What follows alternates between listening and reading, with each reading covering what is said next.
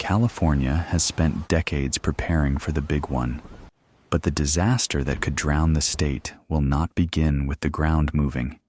Building codes, emergency drills, and warning systems all wait for the same moment. The San Andreas Fault begins to move. California's other big one begins over the Pacific with a weather alert that looks almost ordinary. Rain reaches the windshield. Gutters begin to fill. Then the forecast shows another storm behind the first, and another behind that. The first storm is not the catastrophe. The catastrophe is that California never gets time to recover. The United States Geological Survey calls the scenario ARkStorm. A chain of atmospheric rivers strikes the state over several weeks, each one delivering more water before rivers can fall and saturated ground can drain. In parts of California, floodwater reaches 10 to 20 feet deep. As many as 1.5 million people must evacuate. Nearly 1/4 of the state's buildings are affected by flooding. The original estimate placed the damage and disruption at $725 billion. Those numbers sound like an invented worst case. They are not. The atmosphere has built this storm before. Beginning in December 1861, California was struck by 45 days of storms. The Central Valley became a lake roughly 300 miles long. Sacramento remained underwater for 3 months. Nearly 1/3 of the state's taxable land was lost, and California was driven into bankruptcy. The 1860 census counted fewer than 400,000 residents. Today, nearly 40 million live in California. The old floodplain carries cities, highways, power lines, pumping stations, warehouses, and farmland that feeds people far beyond the state. And the atmosphere is changing. A major 2022 study found that climate change has already doubled the likelihood of a storm sequence capable of causing a California megaflood. In a warmer future, extreme runoff from the Sierra Nevada could increase by 200 to 400%, partly because more water arrives as rain instead of remaining stored as snow. So this is not simply a story about extraordinary rainfall. It is a race between water and every system California built to control it. Which reservoirs fill first? Which levees are forced to hold the longest? Which roads disappear before an evacuation can finish? And how does rain falling hundreds of miles away become a crisis for cities that never see the worst of the storm? To answer that, we have to follow the water, not from the moment it reaches California, but from the moment it begins gathering over the Pacific, long before the first warning appears on anyone's phone. Because by the time the rain looks dangerous, the storm that matters may already be waiting behind it.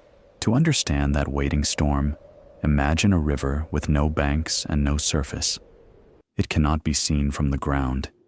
There is no channel on a map, no bridge crossing it, no sound of moving water.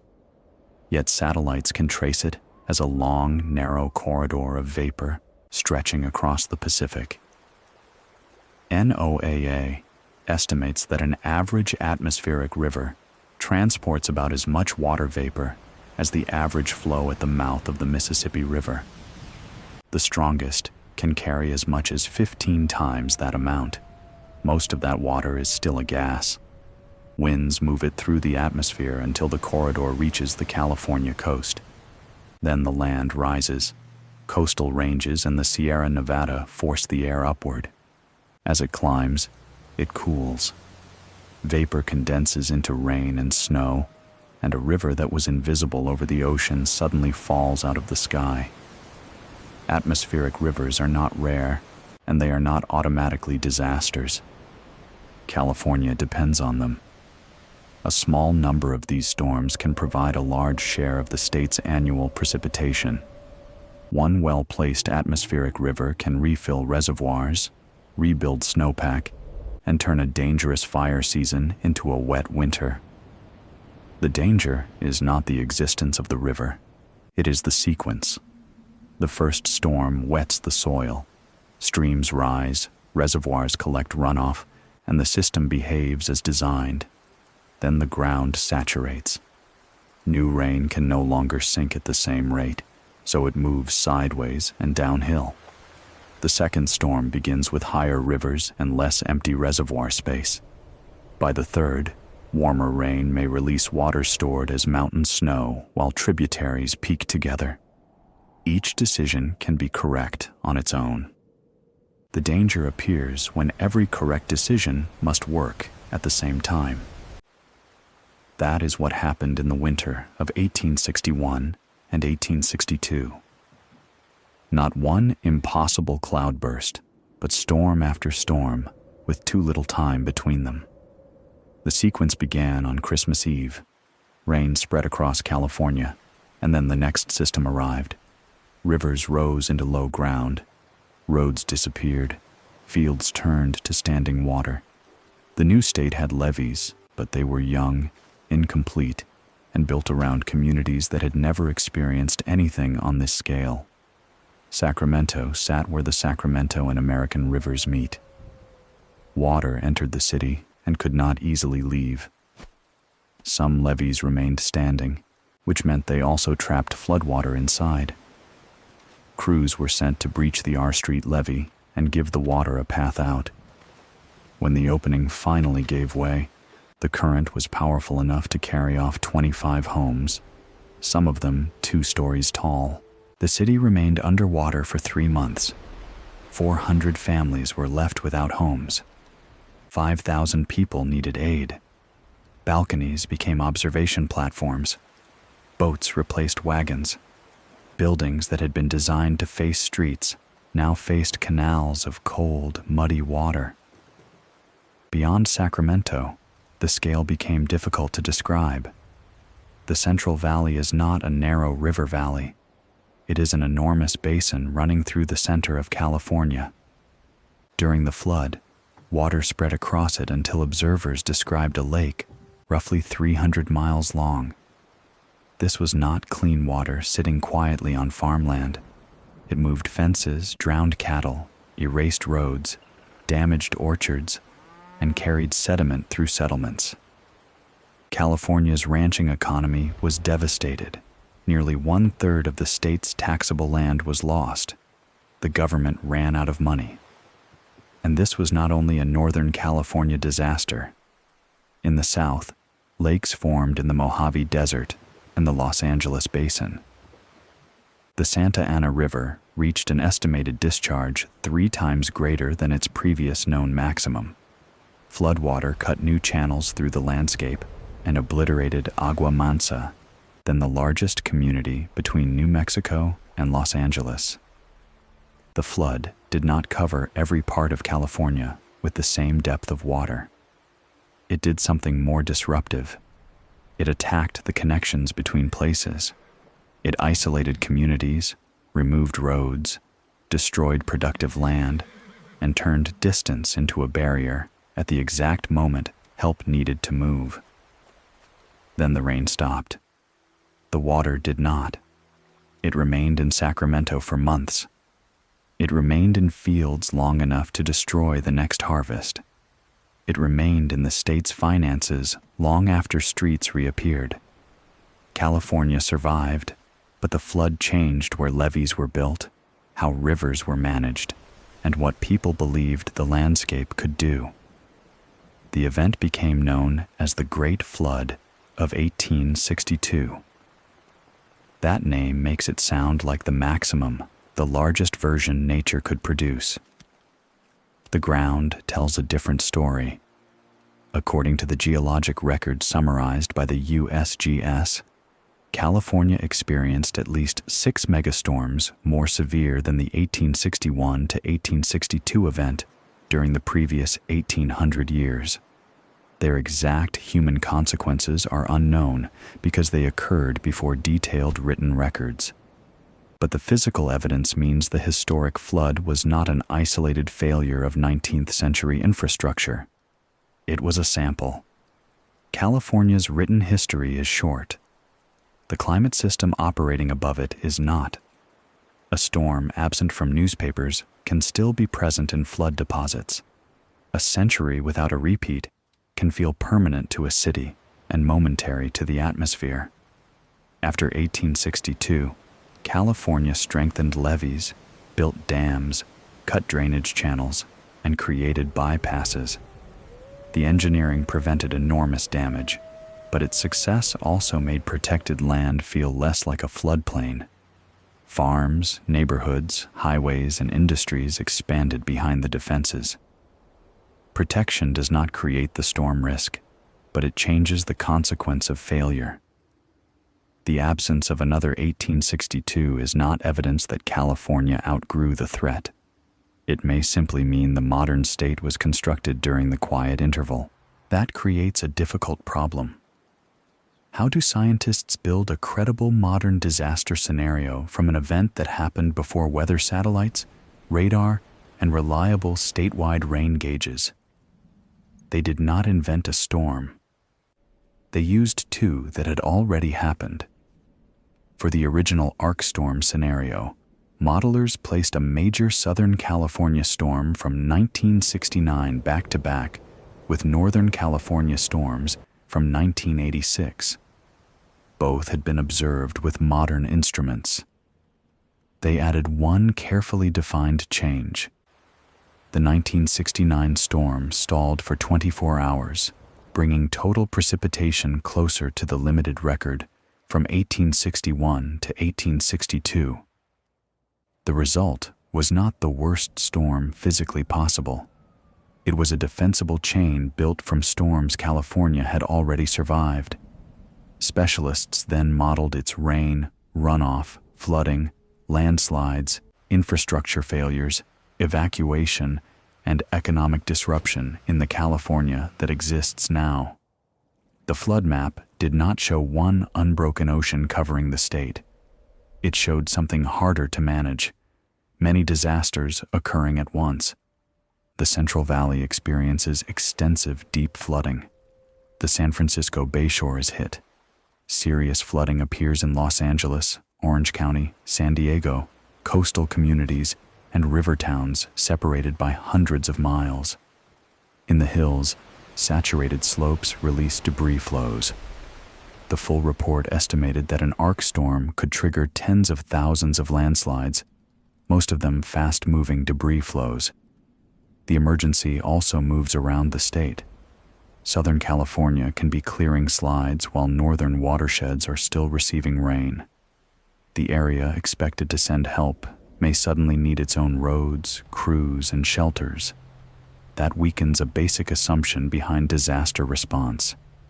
Help usually comes from outside the damaged area. In an ARkStorm, the outside keeps changing. Mutual aid crews may have to cross regions with their own closures. A hospital on dry ground can still lose staff because the neighborhoods where those workers live are evacuating. The 1.5 million people in modeled flood zones do not move as one clean number. Some wait to see water. Some have no car or need medical transportation. Others will not leave pets, livestock, medication, or property behind. In Sutter County, nearly the entire modeled population lies inside the flooded area. A successful evacuation is therefore not just a warning sent to a phone. It is a race to keep roads, fuel, buses, shelters, staff, and public trust functioning longer than the water takes to arrive. A road may be flooded in one county, buried in another, and blocked by a failed bridge somewhere else. Repairs cannot begin simply because the rain has moved on. Crews need access. Heavy equipment needs fuel. Replacement parts need roads. Workers need somewhere safe to sleep. This is why the economic estimate becomes so large. Roughly $400 billion came from property damage. Another $325 billion came from business interruption. Business interruption is the cost of structures and people waiting. A factory does not need water on its floor to stop operating. It can lose electricity. Its workers can be evacuated. Its suppliers can be cut off. Its finished products can be trapped behind a closed highway. Any one of those failures may be enough. During a statewide event, they overlap. The report estimated that flood-related building repairs alone could exceed $200 billion, an amount equivalent to 5 to 10 years of construction at the statewide building rate used in the study. That does not mean California would be visibly destroyed for a decade. It means the demand for labor, materials, inspectors, financing, and temporary housing could exceed the state's ability to restore everything at once. And the dollar figure still hides the most important part of the scenario. The systems depend on one another. Nowhere is that dependence more physical than in the Sacramento-San Joaquin Delta. The Delta gathers rivers before they meet San Francisco Bay and serves as a hub for water moving south. Much of its apparent land is reclaimed wetland, protected by more than 1,000 miles of levees. Decades of drainage caused many islands to sink 9 to 26 feet below sea level. Water in the surrounding channels can stand higher than farms, roads, power lines, and pumps behind the levees. A breach does not create a flood that drains when the river falls. It fills a basin. Crews must first close the opening with rock and earth, then pump the trapped water back out. A breach can therefore fill a bowl that must be sealed and pumped dry. It can also pull salt water inland, threatening exported fresh water. ARkStorm modeled 31 flooded delta islands and tracts. Repairing and dewatering all of them could take 580 days, with fewer than 40% dry after 6 months. Television coverage may end when the rain stops. An island can remain underwater through another planting season, harvest, and winter. Consider drinking water. Floodwater can contaminate wellheads and submerge the electrical equipment running pumps. Treatment plants also need chemicals delivered by road or rail. Around Sacramento, some deliveries cross Interstate 80, which the scenario temporarily cuts off. A plant can remain structurally intact and still approach shutdown because the road carrying chlorine has disappeared.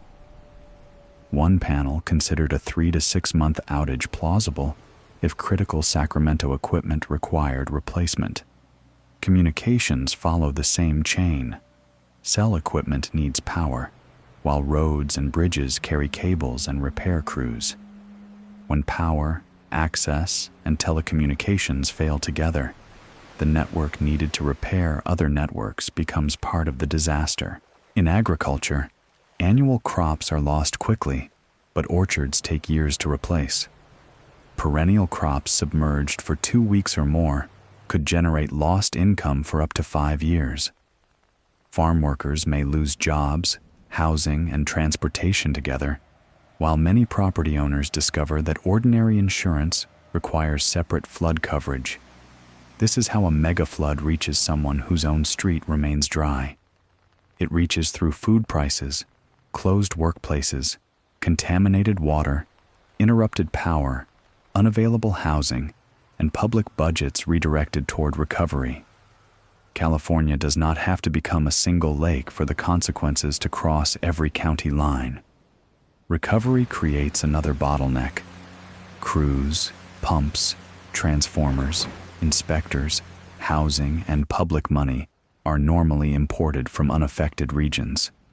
ARkStorm demands them across the state at once. A home may be repairable but remain empty because roads, inspections, or water service have not returned. Rebuilding one link does not restore a chain if the next link remains underwater. When every community needs the same labor and materials, repair prices rise. A business may survive the flood and fail during the wait. Local governments lose tax revenue just as emergency costs increase. The disaster continues through delay, even after the visible water has gone. and the original ARkStorm was built using the climate of storms that had already happened. That raised another question. What happens when the same sequence forms in a warmer atmosphere?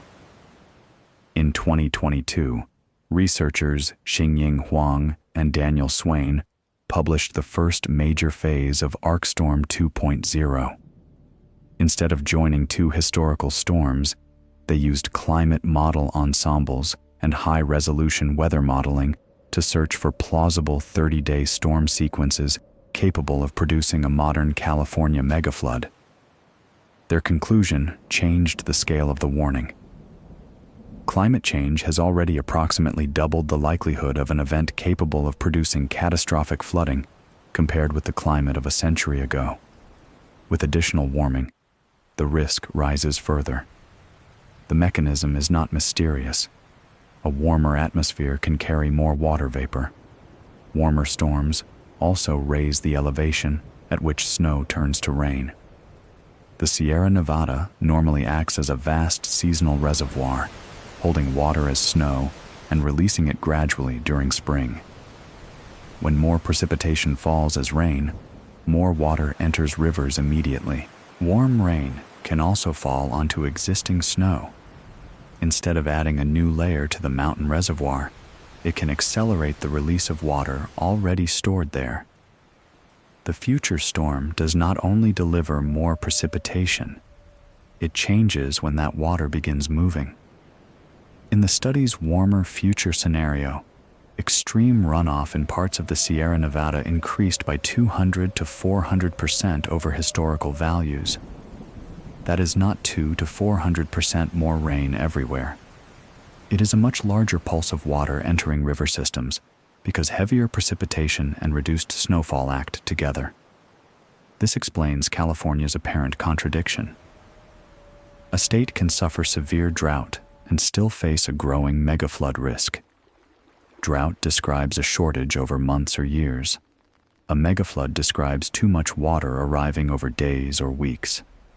The same warming climate can intensify both sides by reducing reliable snow storage, lengthening dry periods, and loading the strongest storms with more moisture. Dry years do not cancel the flood clock. Wet years do not end the drought problem. California has to manage both, sometimes within the same season. But California is not defenseless. An earthquake offers almost no useful forecast before rupture. Atmospheric rivers can be observed over the ocean. Satellites measure water vapor. Aircraft, radar, weather balloons, and ocean instruments feed models. Forecasts can reveal a dangerous sequence days before the worst impacts arrive. Those days matter. Reservoir operators can release water early to create space for incoming runoff. Emergency managers can stage equipment and plan evacuations. Water agencies can protect electrical systems and stockpile treatment chemicals. Residents can move before roads disappear. California also has infrastructure designed to give rivers somewhere safer to go. The Yolo bypass west of Sacramento is a floodplain of roughly 59,000 acres. During large floods, weirs divert Sacramento River water into it and around the city. In major events, the bypass can carry most of the river's flow. Land that is farmed in dry periods is allowed to flood so that densely populated land has a better chance of remaining dry. It is one of the most important ideas in flood protection. Sometimes the safest way to control water is to stop pretending it can always be confined. The state is also expanding the use of forecast-informed reservoir operations. Instead of relying only on a fixed seasonal calendar, operators use improved atmospheric river and runoff forecasts to decide when releasing water early can reduce downstream peaks while preserving supply for dry periods. The approach is already in use at Lake Mendocino and is being evaluated or incorporated at other major reservoirs. These defenses change the outcome. Forecasting, bypasses, reservoirs, stronger levees, elevated equipment, evacuation planning, and redundant supply routes can prevent a hazard from becoming the worst version of a disaster. They also force decisions before the forecast is certain. Releasing water creates reservoir space but adds downstream flow. Holding it preserves channels now, but leaves less capacity later. Forecast-informed reservoir operations improves that choice. It cannot make it automatic, but none of them makes the storm impossible. Every defense has a capacity. Every forecast contains uncertainty. Every evacuation depends on roads that remain open long enough. And every system designed around the past has to be reconsidered when the atmosphere changes the amount and timing of water arriving in the future. That is the real meaning of California's megaflood. It does not mean the Pacific Ocean rolls across the entire state. It means enough of California's valleys, cities, and lifelines flood at the same time that the disaster becomes statewide, even for people standing on dry ground. It begins with ordinary images: rain on a windshield, water moving through a gutter, a reservoir rising exactly as it was designed to rise. Then another storm appears on the forecast. The first storm fills the soil. The next fills the rivers. The next tests the levees, roads, pumps, and decisions built behind them. Somewhere in that sequence, weather becomes history. California has seen that transformation before. In 1861, the state had fewer people, fewer roads, fewer cities, and almost none of the infrastructure that now keeps 40 million lives connected. The water won anyway. Today, California has stronger defenses and far more to defend. The next megaflood will not be a repeat of 1862. The atmosphere will be warmer. The landscape will be more engineered. The warning will be better. The consequences will move through systems that did not exist the last time. No one can name the year it happens. But the storm does not require new physics, an unknown phenomenon, or a chain of impossible coincidences. Every part of it already exists. The ocean holds the moisture. The winds can organize it. The mountains can release it. History has recorded the result. The only missing element is the sequence. And when that sequence begins, the first warning may not look like a disaster at all. It may simply look like rain.